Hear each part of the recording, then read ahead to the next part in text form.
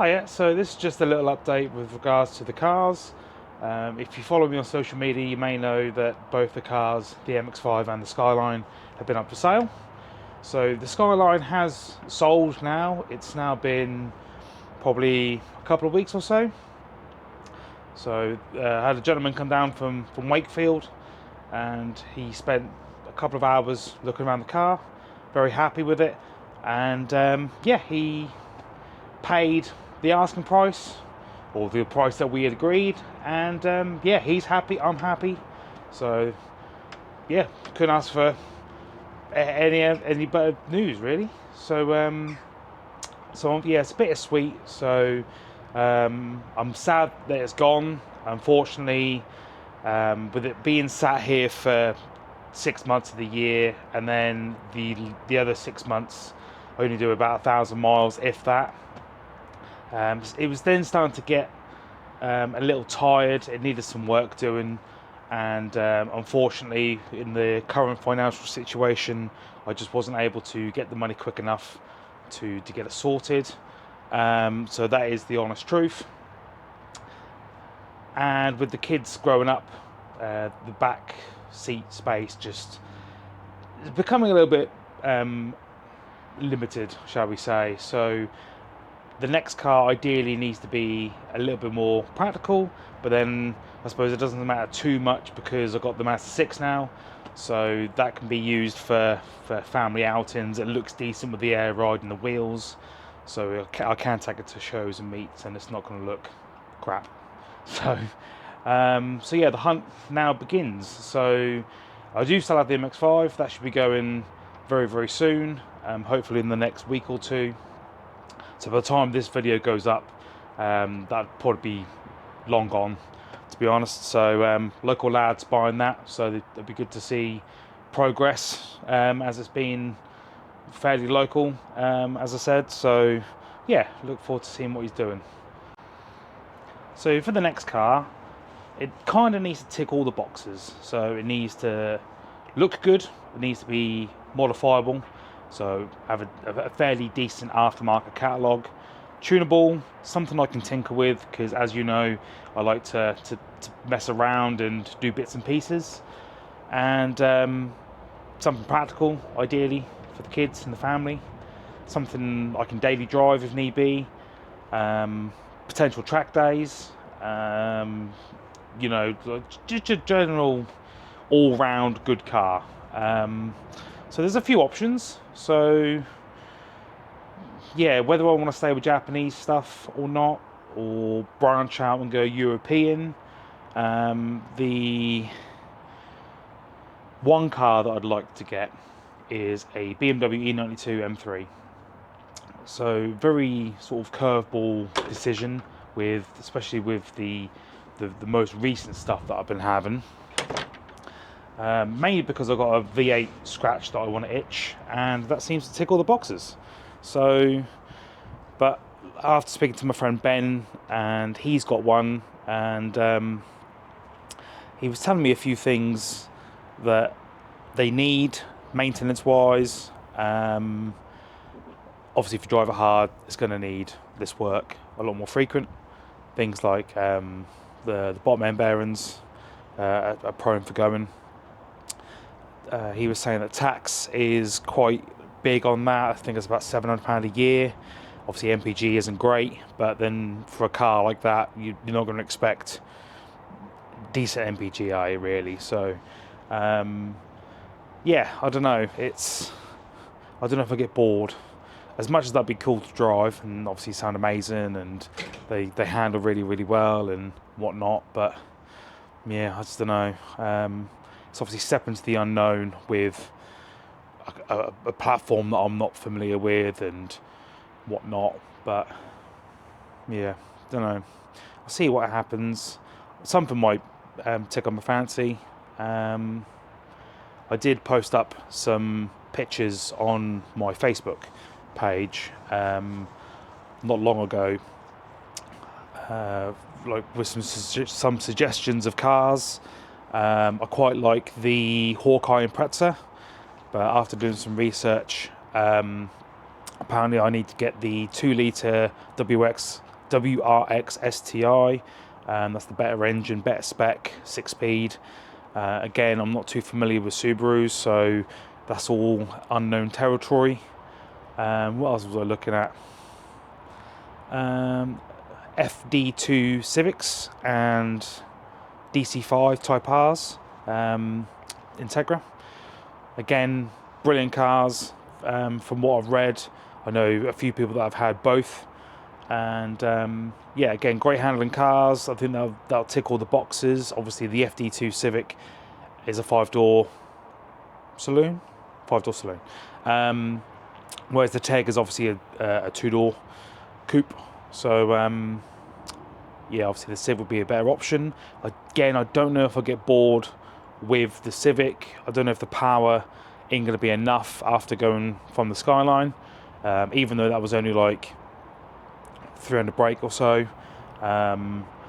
If I then decide I want to boost, is it then going to affect the value of the FD2 Civic? Whereas obviously a Teg, not so much. It's a little bit more common on them, I think. What other cars we're looking at? I don't know, actually. I can't remember. Oh, Laurel, C35 Laurel. I really like them. Again, RB25, so a platform I am familiar with, but is parts going to be an issue? Rust, is that going to be an issue? I don't think they suffer from strut tops like the Skylines, but again, that's something I have to look into. Can I find one for sale, or do I have to look at importing? That's another option. So I could import a car. There's obviously a ton of importers, not just in the UK but around the world, that could help me with that. So yeah, I mean, don't know. I'll see what happens, I guess. So I'll have to start looking through some Facebook ads, Auto Trader, Piston Heads, and just see what I like and go from there. Obviously, if I see a car locally that I like the look of, then perhaps speak to the owner and get chatting and whatnot. But yeah, let's see what we can find. So just a little update. I have found a car that I really like. I found it on Facebook, on one of the groups that I'm on. I can't remember which one it was. So I won't say what the car is just yet. I'll leave that as a little surprise. But contacted the seller, and a few messages backwards and forwards, and he gave me his WhatsApp number. So gave him a WhatsApp, introduced himself. So he runs a company called Rise and Sun Exports, and he's based in Japan, Yokohama, I believe. So yeah, so that's all he does. He goes to the auctions, he inspects the cars, not just for obviously himself, but for clients, other companies, make sure they're all good, all tickety-boo. And yeah, so he's your eyes over there. So makes perfect sense. So this particular car, hadn't initially thought about it, but it ticks all the boxes, and yeah, should be interesting to see how things go. So John gave me a call over WhatsApp. Obviously, that was 8 hours ahead in Japan, and he briefly went through all the details of the car, what's been done to it, condition, and price, etc., etc. So he has gone through the export process very briefly. If I was to go ahead with the sale, and yeah, sort of go from there really. So just gonna wait back for some information, probably tomorrow, and hopefully we can strike a deal and have a car on the boat very shortly. Hello. So a couple of days from the last video clip, and yeah, me and John have spoke some more, and yeah, we've struck a deal. So happy with the price.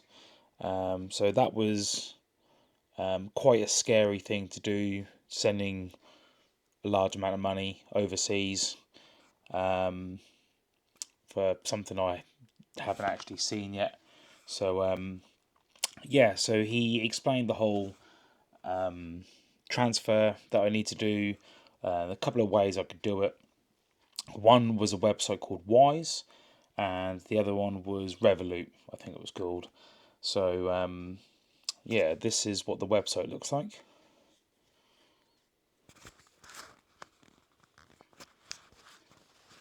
So it's www.wise.com. So over here you got the exchange rate. So it'll automatically calculate. You select how you want to do it. Bank transfer, obviously. There is a small fee, depending on how much you're sending. So yeah, with the value, I think this particular website, you can only send up to 1,000,000 yen at a time. So I had to do it in 3 transactions. So yeah, dead easy to do. You have to make an account. You have to verify who you are by taking a picture of your driver's license. And then once you're set up, you then have to fill out the details, the bank branch, the company name, etc., etc. Send the money, and then it normally takes a couple of days for it to clear in the bank over in Japan. So yeah, just gotta wait for that to clear, and then we can move on to the next step. So an exciting update for this. So the car suspension has now been raised because it was quite low initially when it came out of the auction, and John just said that it's just way too low unless you're going to be driving around Japan. Just way too low. Plus, it needs to be raised to get on and off the boat. So that's now been done, and the car got dropped off at the port today. So sorry about the harsh sunlight. So yeah, got dropped off at the port. John will then take a load of videos, a load of photos, as proof of the car condition of when it leaves Japan. And so once that gets on the boat, I should then receive an invoice for the shipping roughly 4 weeks later, which I'll then need to pay. And then in the post, I'll hopefully get the export certificate ready for when the car arrives. I then need to send that off to the DVLA to register the car, along with a V55/5 form, I believe, which I need to fill out with all the details. So yeah, it's going to be a long wait now, and but yeah, that should be well worth it. Just a little update. So the car was dropped off at the port 6 weeks ago today. Not had any updates, unfortunately. John's still waiting for the bill of lading to turn up, so the shipping can be paid, and then we can track it, or I can track it. So yeah, still a waiting game. Woke up this morning to a email from the logistics company in Southampton to say that they're expecting the car, which is fantastic news. So things are starting to move forward. So they wanted some information from myself, who my agent was going to be. I said, well, I was hoping to do it myself, but apparently to do the invoices, you have to have an account, which will take 7 working days, which is fine. But then there's something else that you need a login for, piece of software. I'm not too sure, but an agent has to have access to that. So they can supply an agent for £75, which I think was too bad. Ran through the costs of sort of their fees. So like, there'll be £100 at Southampton, so it'll cost another £175, which in the grand scheme of things isn't a lot of money. And also they mentioned, which I didn't realise, that you need to have a booking slot to collect the car. I just thought once it was paid, that you just go down and get it, but obviously not. So the agent will liaise with myself with a booking slot, and yeah, go and get it. Message John to say that the logistics company have been in contact, so hopefully the shipping invoice will be raised this week, so I can get that paid, and then the paperwork be sent over, so the bill of lading, the invoice, and the export certificate.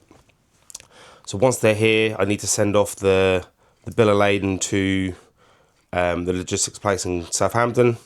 I can keep a copy of it, and then yeah, they can obviously raise the import and tax duties once it arrives. So no idea of the ETA yet, but I'm sure they'll let me know soon.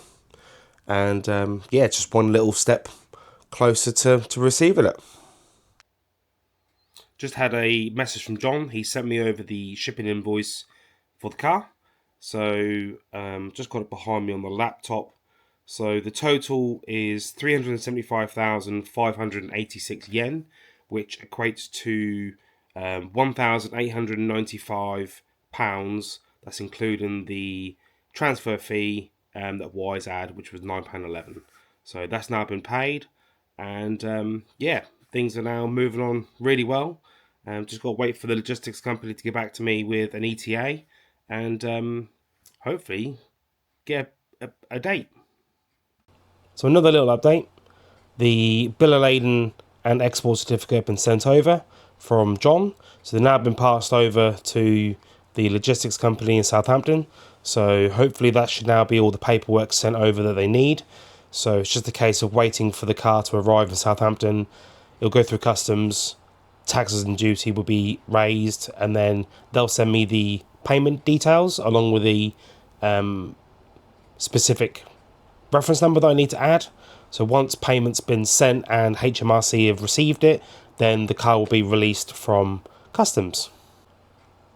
So providing that everything goes smoothly, they've given me an ETA of Saturday the 2nd of August, but it won't obviously be processed into the system until Monday the 4th.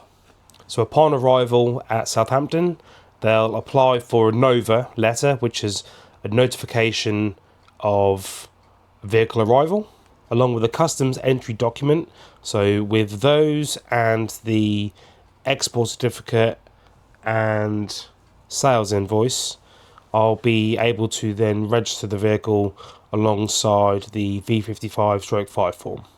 So once the vessel has arrived, I'll be able to book a collection slot with the agent, and I can then go down and get it. So you can book a slot in advance because they do fill up rather quickly. So once it's booked, as long as all the paperwork is ready, then once the payment's cleared, I can go get it. Obviously, if there's a delay with the vessel, or the paperwork's not in order or not completed, or payment hasn't been cleared, then if the booking slot time then approaches and you aren't ready, then you'll then get charged a £25 fee, and then you'll have to rebook. So fingers crossed that everything should all be sorted, ready to go, and then go and get it. So yeah, it's now the last stretch of the waiting game. So this now just under 2 weeks time before the car arrives, and yeah, I'll show you on the tracking website currently where it is. So I'll use a website called myshiptracking.com. So if we click on this, it shows you all of the boats currently moving. So obviously gone from here, gone all the way around. So it's quite far.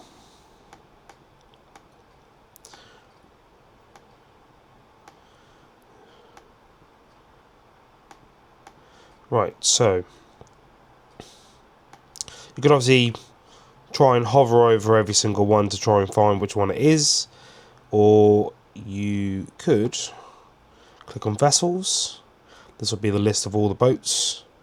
Search, and you can search the name of the boat. So the one we're looking for is this one, vehicles carrier. Click on that. Brings up a picture of the boat.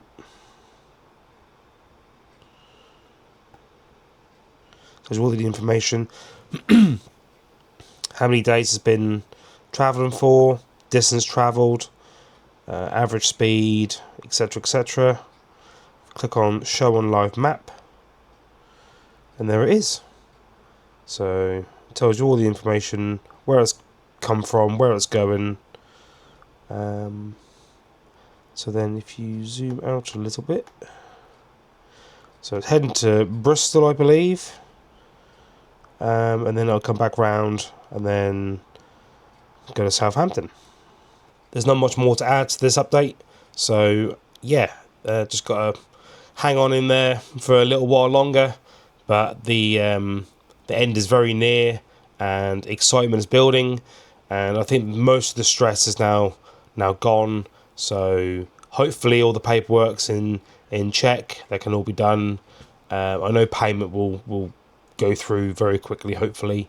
So yeah, not long now.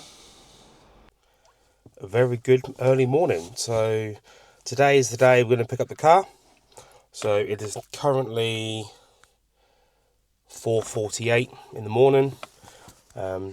Just waiting for my friend Morgan to turn up, and he's kindly offered to help me go get the car from Southampton. So we've got a 9 o'clock start, or 9 o'clock collection slot to pick up the car. All the paperwork's been done, and I've received the Nova letter, which is notification of vehicle arrival. So HMRC have been notified, the customs and duty charges have been paid, the port's been paid for their fees, and yeah, we're all good to go. So it's going to be a long day, but it's going to be well worth it after all this wait. So I was also very lucky to book a MOT in advance, so that should be later on this afternoon. So that'll then be another thing ticked off the list, and then I can get the paperwork finalised. Well, I say finalised, it's all together anyway, just need the MOT certificate added in, and then that can be sent to DVLA first thing tomorrow morning. So very eager to see what the car's going to be like. And yeah, I just can't wait to get this on the road. So yeah, I don't know if I'll be able to record in the port, probably not due to security issues, but if I can, I will. But according to the email, we've only got a 10-minute slot to collect the car, so it might be a case of strap it on the trailer, get out of the way, and then have a proper look at it later on. So yeah, we'll just have to wait and see.